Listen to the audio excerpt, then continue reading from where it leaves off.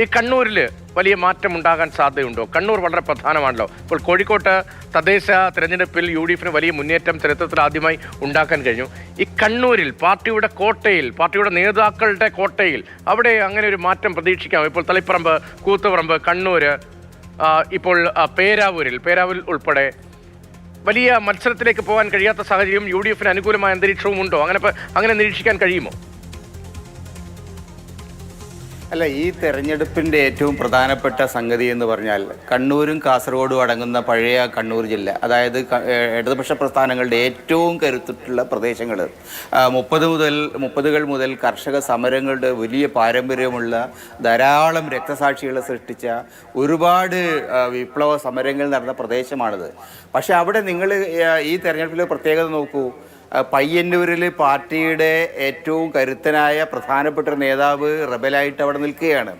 അദ്ദേഹം ഉന്നയിക്കുന്ന പ്രശ്നങ്ങൾ പാർട്ടിയിൽ അടി മുതൽ മുടി വരെ പിടിച്ചു കുലുക്കിയ പ്രശ്നമാണ്.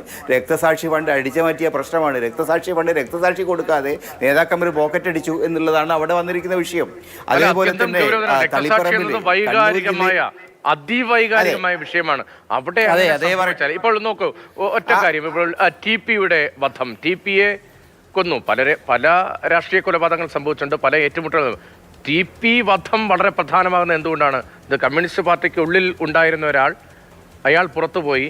ഇപ്പോഴും വടകരയിൽ അതിൻ്റെ അവിടുത്തെ ഒരു മൊത്തം പാർട്ടിയുടെ ബലാബലം എടുത്താൽ ഇപ്പോഴും CPM തന്നെയാണ് വലിയ പാർട്ടി എന്ന് നമുക്ക് പറയാൻ കഴിയും. പക്ഷേ അവിടെ ജയിക്കാൻ കഴിയുന്നില്ല, പിന്തുണയ്ക്കുന്നില്ല, അങ്ങനെ വലിയ സ്വഭാവമുണ്ടല്ലോ. അപ്പോൾ ഈ രക്തസാക്ഷി ഫണ്ട് വിവാദം ഉൾപ്പെടെ പ്രകടമായി എന്നാണോ അങ്ങ് പറയുന്നത്?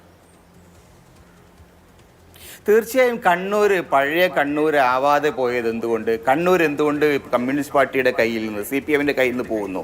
അതിന് പ്രധാനപ്പെട്ട കാരണം കോൺഗ്രസിൻ്റെയോ ലീഗിൻ്റെയോ ശക്തിയല്ല, മറിച്ച് കമ്മ്യൂണിസ്റ്റ് പാർട്ടിയുടെ ശക്തിയാണ്, കമ്മ്യൂണിസ്റ്റുകാരുടെ ശക്തിയാണ്. ഈ തരത്തിലുള്ള ഒരു പാർട്ടിയും ഈ തരത്തിലുള്ള ലീഡർഷിപ്പും അതിനോടൊരു റെസിസ്റ്റൻസ് ആണ് തളിപ്പറമ്പിൽ കാണുന്നത്.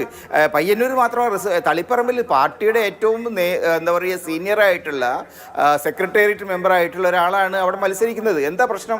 അദ്ദേഹത്തിന് പാർലമെന്ററി വ്യാമോഹം ഉണ്ടായിരുന്നെങ്കിൽ എത്രയോ കാലം മുമ്പ് തന്നെ അദ്ദേഹത്തിന് വേണ്ടി ശ്രമിക്കാമായിരുന്നു.